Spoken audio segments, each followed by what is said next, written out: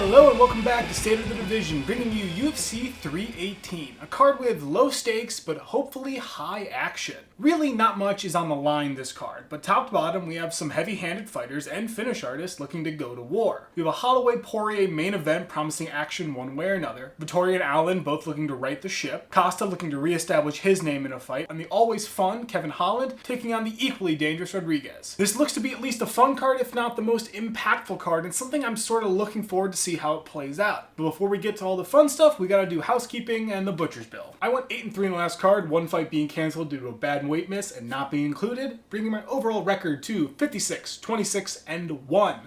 Overall, pretty good so far. My biggest miss on this card was picking Hines to come in over Jahanta Deniz. I expected him to come in and take control, and it very much just didn't happen.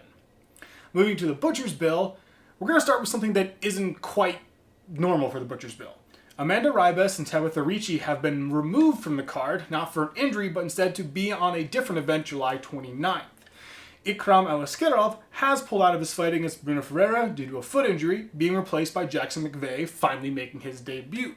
Finally, Gunnar Nelson has been forced to withdraw from his bout against Neil Magny, and the fight as a whole seems to have been removed from the card completely with no chance of it coming back. Alright. Starting us off, 4-2 Carly Crispy Judice looks for 2 in a row against 8-3 Nicole Caliari. Judice is 2 years younger at 26, 4 inches taller with 6 inches of reach. Going her way. Judice is a relative newcomer with 2 non-contender series fights to her name, going 1-1 in both fights. Actually putting forth some effort to describe her style, I think I'd call her a killer bee decision fighter. All 4 of her wins coming from finish and both losses coming by decision.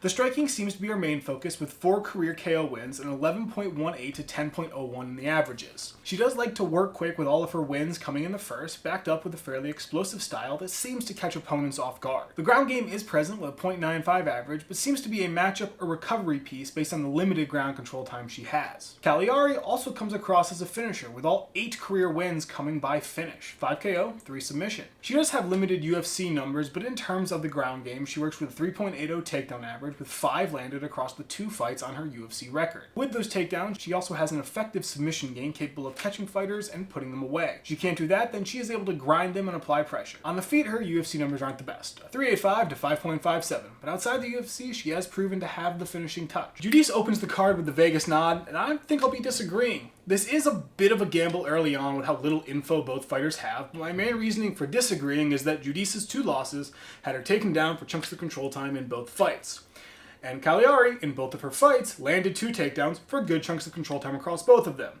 Now, her striking isn't great based on the numbers, but if she can outlast Judice, which has happened, then I think she can take the fight down and take control of it there. So in the end, I'm going to take a gamble early and go with Caliari. 13-2, Bruno the Hulk Ferreira looks to notch another finish against newcomer. 6-0, Jackson the Moose McVey. McVey is 6 years younger at 26, 6 inches taller with 5 in reach, also going his way. Ferreira is undoubtedly a killer-be-killed fighter with the ability to finish on the ground or in the strikes. Striking does focus a lot on power, a 3.54 to 3.54 average, with the tendency to end the fight quick, 8 of his career KO wins coming in the first round. Now, with his style, he does tend to take some damage, with a lot of his striking totals hanging close together. In turn, this does mean that his opponents are able to hang in with him and tag him up, but his chin has more than been able to endure the punishment. His ground game is also a solid backup piece, with a 1.14 average and the aforementioned submission game that's been very effective. Despite being able to land takedowns in most of his fights, the takedown time isn't incredibly high, rolling with a minute and some change in most of his fights. Moving to the submission game though, he does seem to work quick as well, landing most of those in the first round. He does seem to prefer to lead the action, but is easily able to play from the back or out of position.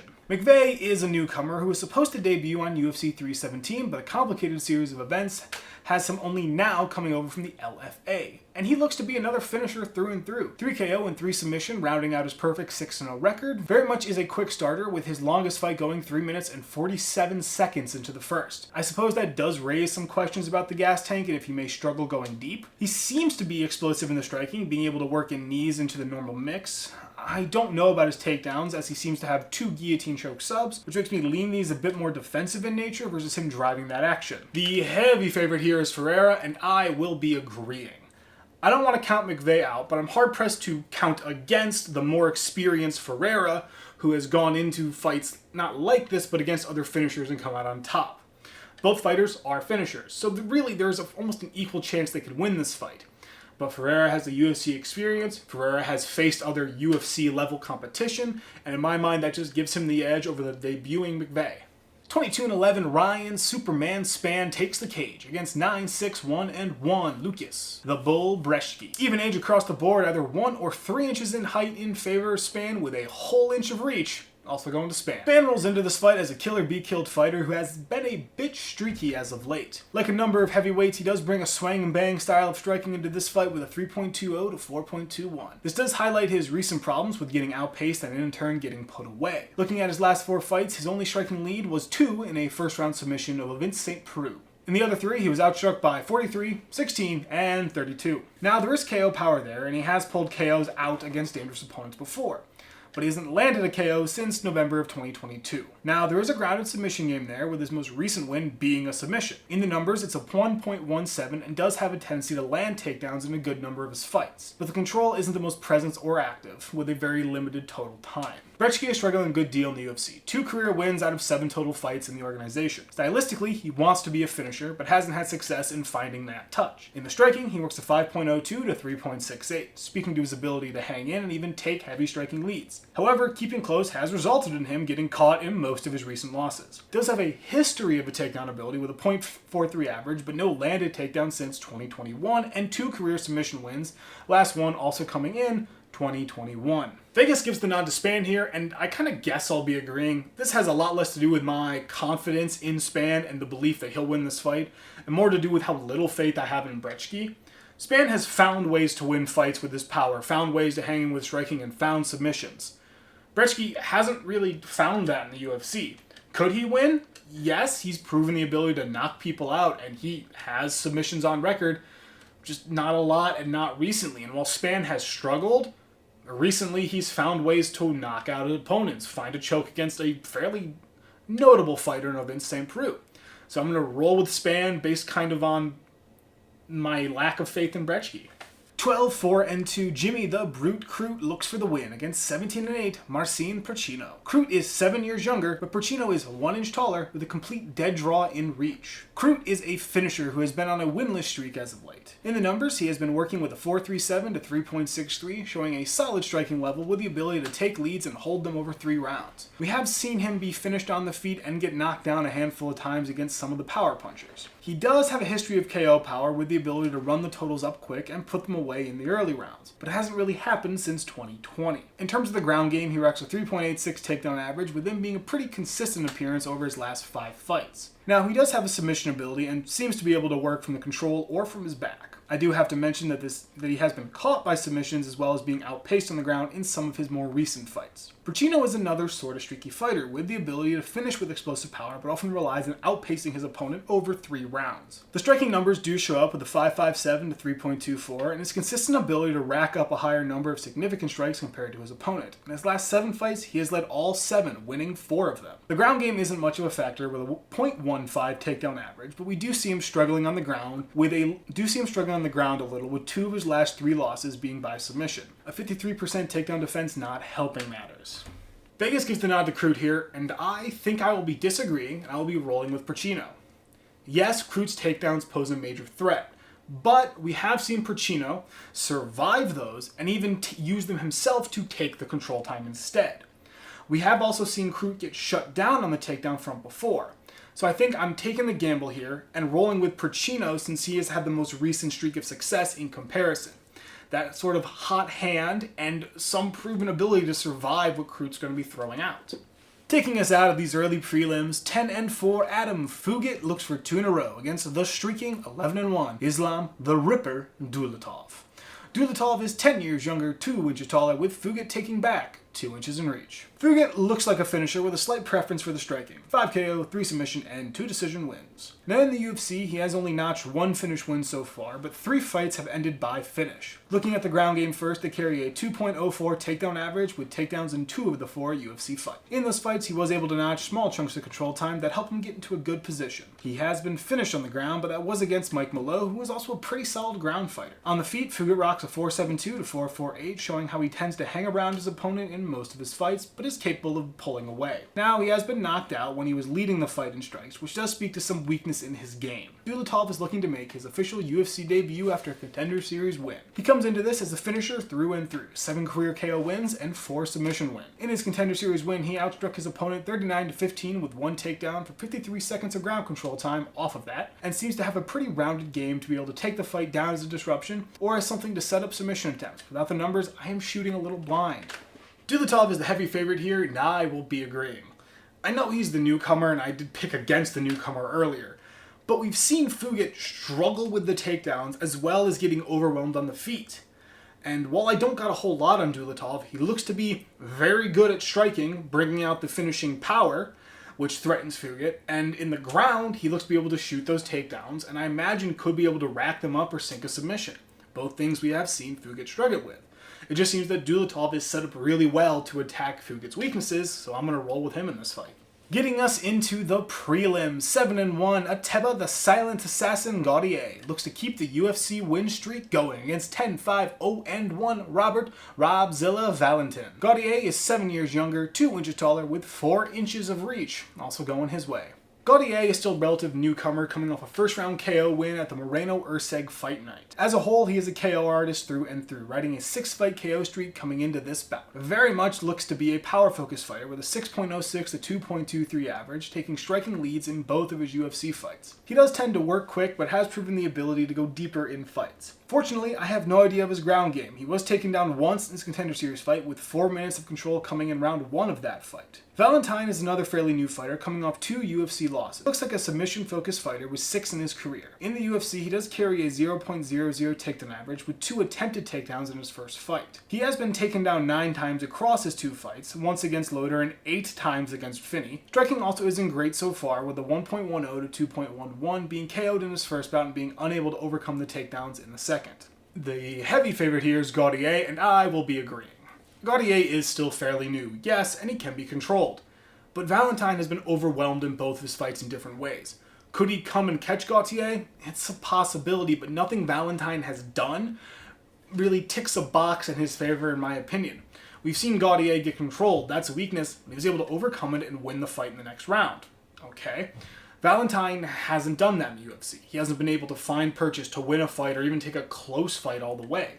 And while he might be better on the ground than Gautier, Gautier definitely has the advantage in the striking. So I'm going to go with Gautier here. 12-3 Francisco Prado looks to right the ship against 12-6 Nikolai Veretennikov. I'm sorry. Prado was 12 years younger, 2 or 3 inches shorter, with 5 inches of reach, going to Veretennikov. Prado is one of the kill or be decision type of fighters. 6 career wins by KO and 6 by submission, with a style that seems to rely on power to put his opponents away. On the feet, he works a 4.38 to 5.32, speaking to his reliance on power and also how he's been outpaced in a handful of fights. He hasn't been put away, but very much has been put out of contention in a few times. He has struggled against the takedown a bit, with only a 25% takedown defense and decent chunks of control time against him whenever he is taken down. Does carry a 0.31 takedown average, but only 1 landed takedown in the UFC. Veretennikov hasn't been able to find much success in the UFC, but has looked to try and be a striking-focused grinder, leading the strikes in one of his fights, only being down 1 in another. He did lose both, but with a 2.73 to 3.54, you get the general idea of how he fights on the feet, keeping it close and trying to find the edge over his opponent. Unfortunately, he just hasn't been able to do that. The takedown game is non-existent at a 0.00, but he does trying to stay on the feet with a 57% takedown defense, which unfortunately just isn't the greatest.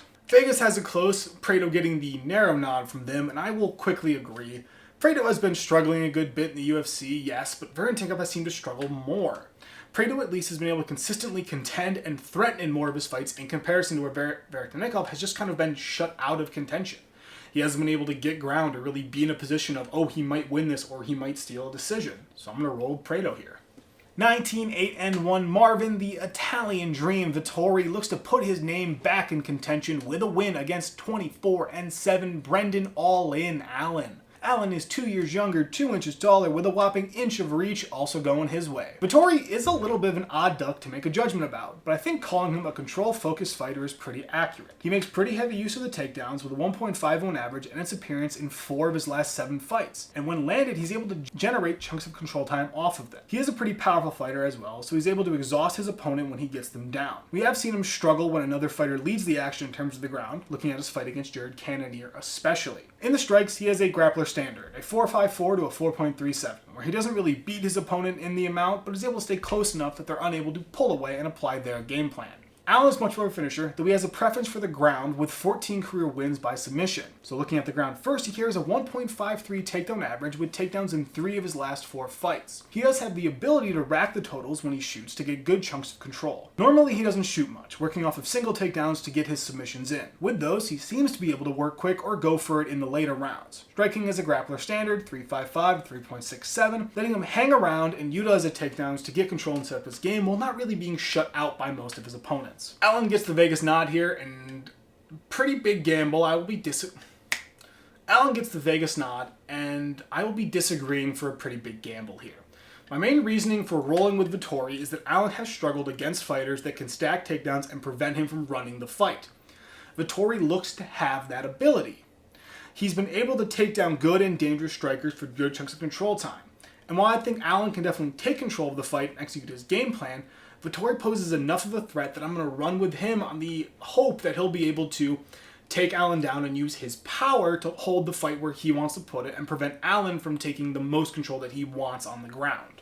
Ending off the prelims, 12-3 Kyler Matrix Phillips squares off against 22-3 Vinicius Lockdog Oliveira. Oliveira is a year younger at 29, 1 inch taller, with 2 inches of reach, also going his way. Phillips rolls into this match as a control-focused fighter with a pretty quick pace in the striking and the ability to threaten submissions. Looking at the striking first, he rolls with a 5.28 to 3.47, speaking to his ability to push a decent pace on the feet and get out ahead of his opponents. He's proven the ability to match up decent on the feet with other fighters, either not letting them get too far ahead or actually keeping them in his sights. He does have some explosive power that can pose a problem for his opponents. In terms of the ground, he directs a 2.63 average with pretty consistent use in most of his fights. Even with limited takedowns, he's able to generate chunks of control time and disrupt his opponent's game plan. There is a submission threat that goes along with his takedowns, and while he attempts them, they're not an ever-present part of his game plan. Oliveira is very similar, although he has a much more explosive striking style. His ground game still plays a major role in his fights, a 1.89 average, with takedowns in 3 of his 4 UFC fights, plus multiple takedowns in 2 of them with solid chunks of control time in each of those. He has threatened submissions for, but hasn't landed any in the UFC. His striking is a really good backup and something he can lean on when needed, a 4.92 to 2.77, speaking to his pace and aggressiveness. He has notched 2 KO wins in the UFC, but also has been able to take striking leads over his opponents that they haven't been able to overcome, letting him fight from the lead throughout. Vegas has it close with a narrow nod rolling to Oliveira, and I will be agreeing.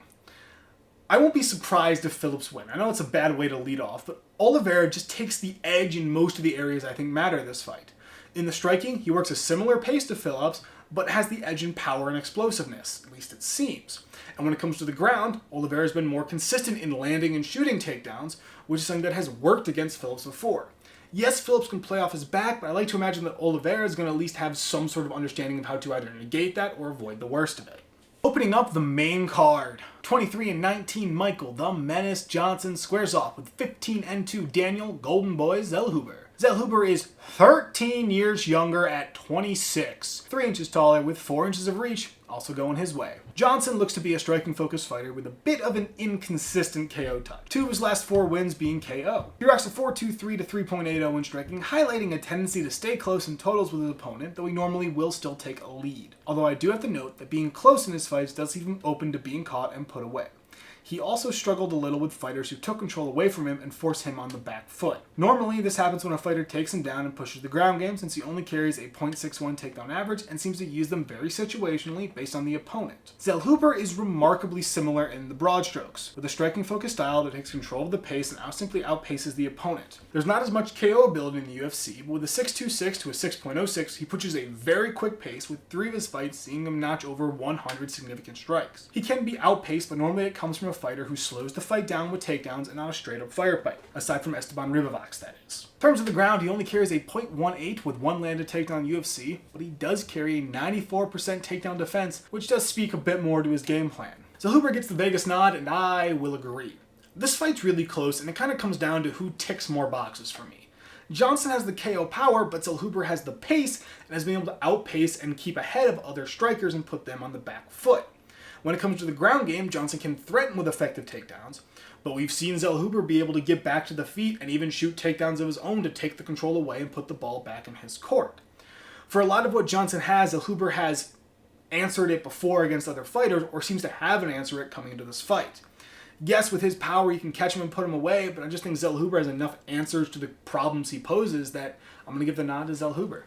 19-9, Dan 50K Ige takes the cage against 36-8 Patricio Pitbull Ferreira. Ige is 5 years younger, 1 inch taller with 4 inches of reach, also going his way. Dan Ige is the UFC veteran here and is a striking focused fighter who has found the finishing touch as of late. 3 of his last 4 wins being by finish. Looking at the striking first here is a 3.67 to 3.55, showing the grinding nature of his style. Never really separates from his opponent too much, but maintains enough of a lead to get the edge in points. As mentioned, he has found the finish touch as of late, but even then the totals are still fairly close with him finding the power shot at different points throughout the fight. His ground game isn't bad, but seems to be very situational, with it only being deployed in specific matchups or when Ige needs to recover. He is able to rack up some decent control time off of them, but they are just inconsistently used. Pitbull here is coming off a debut loss to Yair Rodriguez at UFC 314, where he was honestly severely outclassed and dominated. Outstruck 70-17 and was only close when it came to the total ground control time, being beat by only 40 seconds. Looking outside the UFC, he looks like a fairly rounded fighter. 12 decision, 12 submission, 12 KO wins. He looks to work a fairly dynamic striking style, clinch work playing a major part in it. Going to the ground, he seems to be able to work it in fairly consistently and slow the fight down and put it all in his wheelhouse. Not to mention his submission ability, though his last one did come in 2021.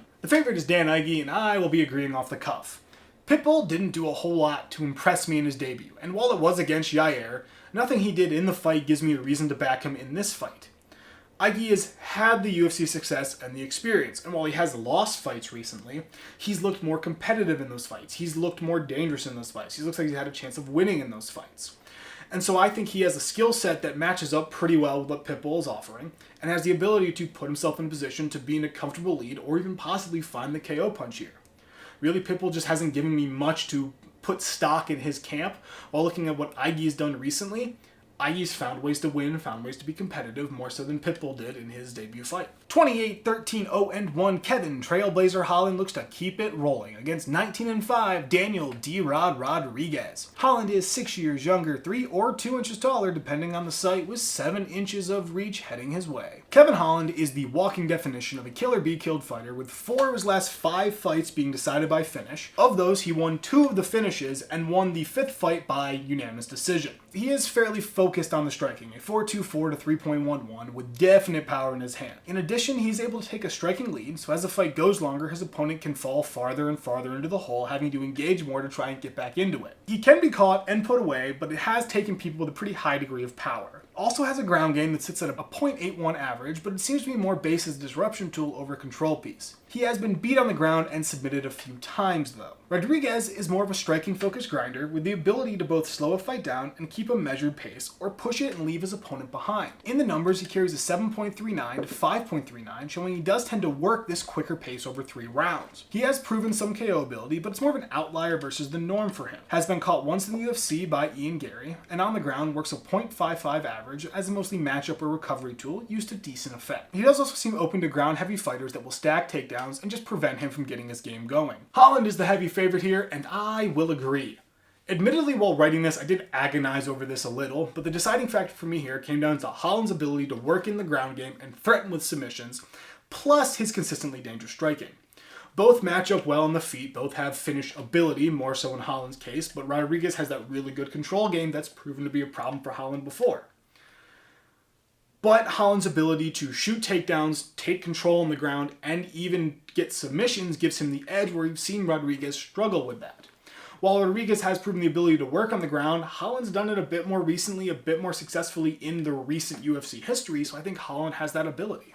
In the co-main event, 14-4 Paulo Borrachinha Costa looks to stop the surging 14-3 Roman Kopylov. Kopylov is 1 year younger at 33, either even height or 1 inch in favor of Costa, with 3 inches of reach going to Kopylov. Costa comes into this fight as a power-focused dominator, not always a finisher though. But he is someone who looks to come into a fight and just dominate his opponent over the round. Looking at his striking first, it sits at a 6.22 to 6.56, showing his tendency to march forward and apply pressure on his opponent. Beyond that, he is able to deal heavy damage when he lands shots, and those can hurt his opponent pretty bad. I do have to acknowledge that his last 2 fights did seem to get outpaced against Sean Strickland, and also be controlled heavily in his last fight against Robert Whittaker. It really doesn't feel there's a lot of flexibility in his game plan, and he just has to keep working forward, but can't get a lead or get the pressure going against certain fighters. His ground game sits at a .36, and it's very much a matchup tool that he uses to good effect, plus it allows him to utilize his power very well. Against Luke Rockhold, he was able to rack up 5 minutes, 28 in ground control, and has been able to at least survive on the ground against other fighters. He has been taken down in control, but the last time that really happened was 2021 against Vettori.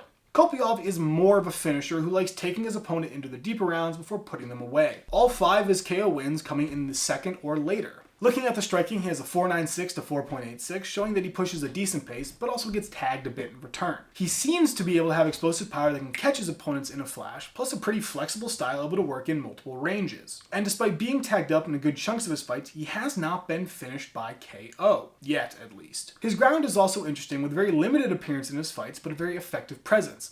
5 takedowns against Cesar Almeida that helped give him the win, given that he was down in strikes. It also does get used as a recovery or disruption tool that trips his opponents up. The favorite here is Kopylov, and while I almost want to pick Costa here, I will be agreeing with Vegas and going with Kopylov.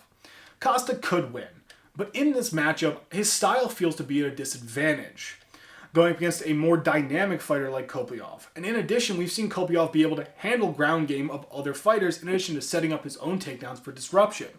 We've seen Costa struggle with fighters that were able to match or at least handle his style of striking. We saw that with Sean Strickland. And with Robert Whittaker, he was able to just manage Costa's entire game plan. I don't know if Kopylov is going to be able to do the exact same of those other 2 fighters, but he has the tools that remind me of the game plan that those 2 used. The ability to sort of manage Costa's striking and outpace him there, while also being able to sprinkle in takedowns or negate a lot of what Costa wants to do to take control of the fight. And now for the main event and the BMF belt. 16-8 Max Blessed Holloway prepares for war against 30-9 Dustin the Diamond Poirier. Holloway is 3 years younger, 2 inches taller, with 3 inches of reach, going to Poirier. Holloway is a striking monster, pushing a lightning-quick pace, overwhelming his opponents and putting them away as the fight goes longer. Looking at the striking first, he rolls with a 7.16 to 4.76, highlighting that pace and ability to maintain it over 3 to 5 rounds. I will say he's not so much a power puncher, with all but 2 of his UFC finishes coming in the 3rd round or later. Also proven to have high durability, being able to hang in with most heavy-handed opponents and avoid getting put away. Now, he is coming off a finished loss, but it was to Ilia Topuria, and that's the only KO loss on record for him, a majority of his losses coming by decision. The takedown game is sort of a non-factor with a .35 average, with his last landed takedown being 4 years ago. More importantly is the 83% takedown defense, where he's been able to stay on his feet in most fights or mitigate the damage he sustains from takedowns.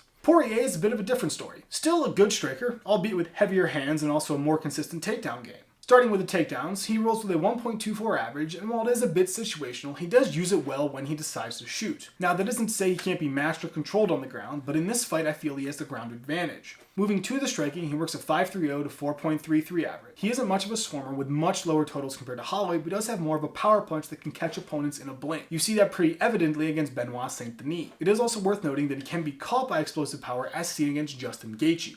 Holloway is the favorite in this fight. And I am deciding live, and I'm agonizing over this and trying to stall for time. For the sake of this run length of the video, I'm going to pick Poirier. It hurts me to do that, but my logic for picking Poirier here is that Poirier has matched up with Holloway before, albeit a long time ago, and both have changed as fighters. But while Holloway can definitely outpace Poirier on the feet, Poirier's power can be a major equalizer. Plus, Poirier has the ability to shoot takedowns and slow Holloway down. And while Holloway has managed fighters like that, I think Poirier is a higher caliber of that and is able to threaten Holloway more with his takedowns and ability to just slow the fight down in general and keep Holloway in a very dangerous place where he can either take him to the ground, control him there, try to wrestle, try to work for submissions, or slow down Holloway, keep him in range, and try to land punches as they separate, letting his power do the talking. This fight could 100% easily go to Holloway. I can see Holloway running away with this fight over 5 rounds. But deciding live, deciding here, staring at a camera with 2 lights next to me, I am going to go with Dustin Poirier. So that's UFC 318. Low stakes, high action. It looks to be, hopefully, a fun card. Hopefully we'll see some wars dotted throughout. The undercard's a little bit odd for me, trying to kind of pick how fights are going to go based on how the fighters have gone. But it's a lot of fighters fighting for their contracts. There's a lot on the line for the fighters themselves, if not the rankings. So they're going to be going out there and giving it their all. I really think this could be a pretty exciting card to watch. A fun card to see two guys just going to war with each other. I'm kind of interested to see how this card plays out. But in the end, that's what I thought about this fight. Those were my breakdowns. Go ahead and leave your opinion in the comments. Leave a like, subscribe, do whatever you want to do. Thanks for watching, and have a good fight.